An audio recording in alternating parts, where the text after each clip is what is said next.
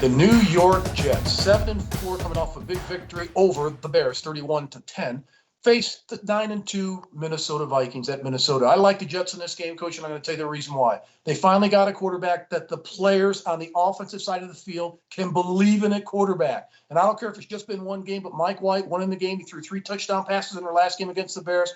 It united everybody. You saw Flash. You saw Garrett Wilson having one heck of a game, 5 for 95 and 2 touchdowns. Everybody was excited offensively about the quarterback change because they finally got a mature quarterback. I think it's going to help this team down the road. Robert Saleh does a terrific job with their defense. They're 5th in total defense.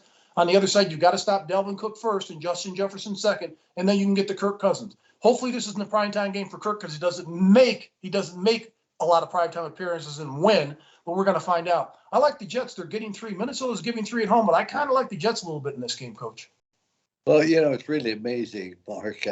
Mike White was really an unheralded quarterback. Even in college, he had to transfer around and do different things. But he had a tremendous game, as you mentioned, 79%, 315 yards, 3 touchdowns, no interception. And with a Bryce Hall at running back, they certainly needed that. Can he continue that? Yeah, I think he really can. Maybe not that efficiently, but I think that he does have a good defense with him. The Vikings, they're really a good football team, but you mentioned Jefferson and Thielen, the 2 wide receivers. They combined for well over 130 receptions, 7 touchdowns. You can't say enough good things about him. And you mentioned Delvin Cook. But Kirk Cousins just has a way of being there at the right time. However, he has 29 sacks. They have 62 tackles for loss. I'm referring to Minnesota Vikings. Now, tackles for loss, Mark, to me, is one of the more important statistics that people don't pay attention to. A tackle for loss is even worse than a penalty because you lose the yardage, but you also lose the down.